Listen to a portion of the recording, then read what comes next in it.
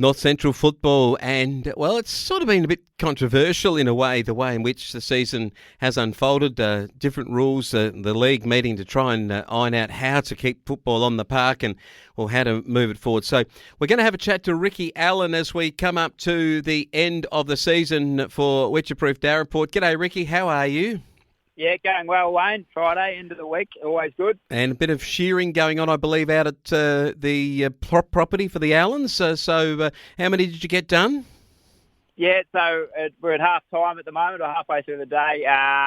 We're at 260, so that's Snowy Roberts plays for Charlton. Snowy's shearing contracting. You like that plug, so I don't know if he'll be listening, but he'll appreciate the plug. Look, I'll tell you what, I reckon you'd appreciate the break to come and talk to us because you're doing a bit of the wool classing and I reckon a bit of rousting going about the place too. And look, talking about the class, we've got the big match and the two sides that will play each other in what is Wedderburn versus the Birchip Watcham Bulls.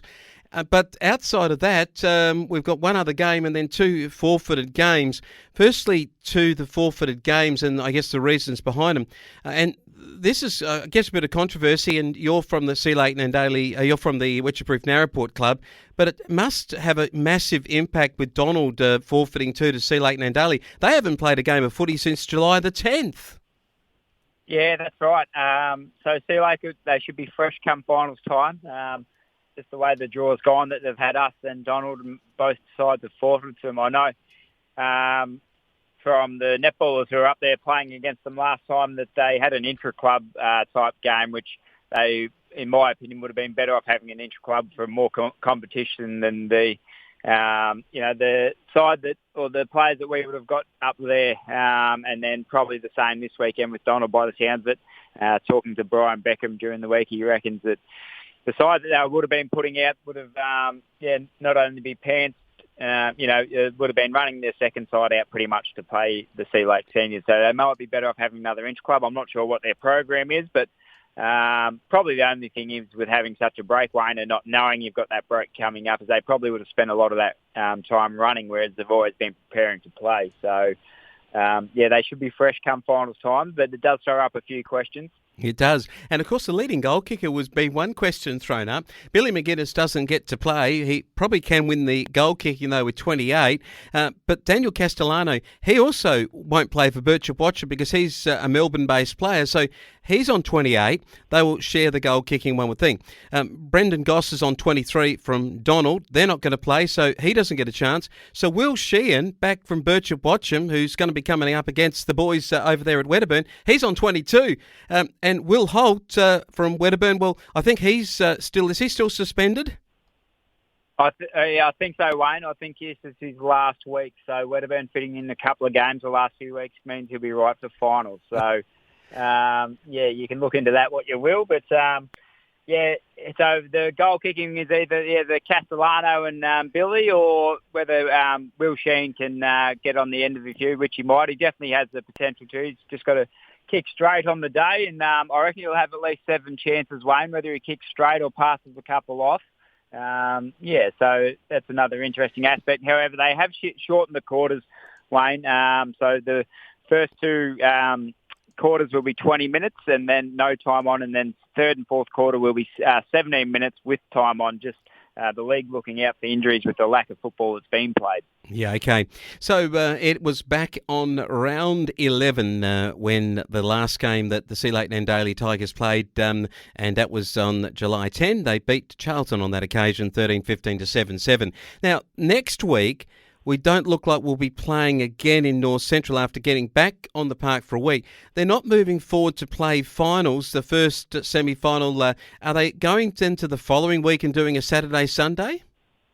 Yep, that's right, Wayne. So they're having the bye next weekend with Saturday, Sunday. I just hope that's not permanent in terms of, I presume if Melbourne restrictions are lifted, which allow players up, even if it's as late as Thursday night, the league has to look to just getting the games underway and through, because if we're going to be using that bye up next weekend, it starts to push the season out further and further. And then we're starting to run into tennis, cricket. People have a lot of other things on. So it's very hard. No one's got a crystal ball with this, in these uncertain times, Wayne. But, yeah, let's hope Melbourne restrictions are lifted and we can get through a smooth final series. I know with a lot of leagues around here, every league's in the same boat. We're not on our own, and everyone has to be flexible during these, uncertain times. I suppose the difference with North Central is you've got a couple of clubs yourselves, Witcherproof, Darraport and Donald, in forfeit situation in home and away matches, which is the thing that we haven't seen across other leagues in general. But I guess the next point is that then Sea Lake and Daly, if they do trundle out on the Saturday, the 28th, that would be, I think that's 7 weeks without actually playing a game. So it's a good lead into your game. You could win the match, be into the grand final, and then play one more match for the season, and they would have played 2 games from July the 10th and won the flag. That's right, Wayne. That's one of the possibilities. So I'm not sure whether Sea Lake would rather drop the first one and get another hit out in and then go into the grand final. I would think anyone would just like to win and know that you're in the grand final. But, they would have to be, in terms of their loading and their training, they'll have to be very flexible. And, now they've got some sort of plan in concrete in terms of what it's looking like. So if Melbourne restrictions aren't lifted by the time the bye's taken place, we'll be going ahead is what, I'm led to believe. So that's just meaning that, we've given enough time. Hopefully these restrictions ease. It's not an easy call to make from the league, Wayne. They're volunteers putting their time in to try and run a league, and we've been throwing a lot of curveballs this year. They have. Certainly have. Get the forfeit from you guys. What was their reaction to that? Were they unhappy about it, or obviously they won't get to play one more game? I'm hearing this second hand, Wayne, so I don't want to put it out to cement, but I don't think they're overly disappointed in terms of their self. They were finished their second. Charging along, and we'll be playing finals and going not too bad as well. But as seconds footballers go, Wayne, I don't think they're probably more worried about remaining fresh for finals, I would have thought, whereas in the senior grade, if you're going for finals, you'd probably like a hit out under your belt. Certainly would have. Charlton take on St Arnaud. Neither of them make finals in senior football. That will be a game that is happening at Charlton Park. From your shearing fellas there, did they give you any intel about how serious they're taking this hit out? I don't know if the shearer's going to take the park from what he's told me, Wayne. He's a bit reluctant to see the point in the season, but he's got a broken hand at the moment. So doing quite a good job on the handpiece with a broken hand. Yes. Tom Finlay plays his 150th game for Charlton, who's been captain of the club there for a number of years. He's fit as a fiddle and playing really good footy. So congratulations to Tom on that. But St Arnaud, they'll be looking for the end of the year as well. They've had a couple of highlights along the way. And if they win tomorrow, they could put themselves up in 5th position, which is a good effort for Tillig, his second year as coach. So they didn't have things go their own way as well, with Ruckman going down with an ACL injury. So, I think Charlton will get the win though, Wayne. And I think their reserve grade are top of the table too in that part of the world. So Charlton are bottom, so it might be a very good outing for the St Arnaud reserves. The 16-year-old age group, of course, Port leads that one, but St Arnaud in 3rd place, Charlton in 5th, and it could be that gives them a chance, if they were to beat St Arnaud, of making their way into finals. But the under 13 grade is St Arnaud are in 3rd place, Charlton in 4th, and those two are finals bound. So they'll play each other 2 weeks in a row in the context of the season. Yeah, that's right. Yep. So I know in the reserves grade a couple of weeks ago, Big Daniel Needs has been a stalwart of the league for 20 or 30 years now, Wayne. He kicked his 1,000th goal for the club. So congratulations to Needsy on that effort. Played a lot of footy in the ruck and shifted forward in the later part of his career. So he'll probably dine out tomorrow out of the goal square, I would have thought, against Charlton, and probably get double figures just about. I reckon he will, and might be 1,010 in response. Birchip Watcham take on Wedderburn in the big match, though. George Cartwright. Everybody is watching this one. We've got out of the Wedderburn side, we know that Holt has had that suspension. Birchip Watcham have lost Castellano and a couple of others too, we're told. So this is going to be a big match of footy, and to tell you what, whoever gets the points here might even be facing each other again in a prelim. So this is going to be really, really good to see.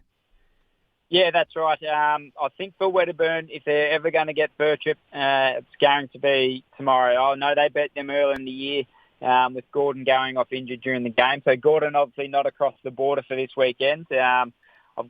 Don't know, Wayne. I've just got a feeling that if it comes to finals, he might sneak across for a couple of weeks and then do the quarantine. If that rule's still in place, it's all changing very quickly. But also, they're missing a Ryan as well, who's over in South Australia, and then their Melbourne crew, which is obviously Castellano, Ratcliffe through the midfield. So I'm looking at Jason Hinkley in Melbourne, but Clayton Hinkley has been named, so he might be home on the family farm for a month, helping out there while football is being played. It's you've got to be pretty flexible in these times, and I imagine something like that is taking place. But interesting though, Matt Ryan still in the seconds after he's kicked a number of goals and a number of points. So maybe straightens up his kicking way. He kicked 111 last game. He might be looking for a senior berth while with a few players out for Birchip. Oh, yeah, that's a good point too, because they weren't very accurate, and that's a really good point. Can he make his way? Will Sheehan will be the big focus. He kicked 5 last time out when Castellano booted 4 in the win over Charlton by 10 goals. If they got a similar scoreline of 16 goals, Sheehan could kick that 7 and win the leading goal kicking. But as you say, the reserve grade, Ryan, might just put some pressure on come the glory days of finals.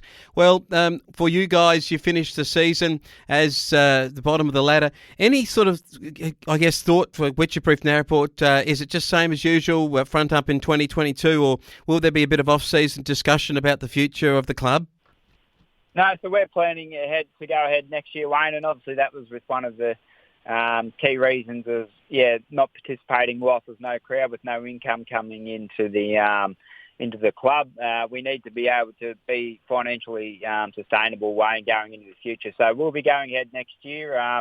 So we've got to get our ducks and drapes in order for that. So that's what is taking place at the moment. We're also hosting the grand final whenever that may be. So we're getting ready for that as well. Oh, great stuff. Ricky, I'll let you get back to the wool classing, a class act on the footy field, and maybe class act in the shearing shed too from you. Great to have you on board. Thanks, Wayne.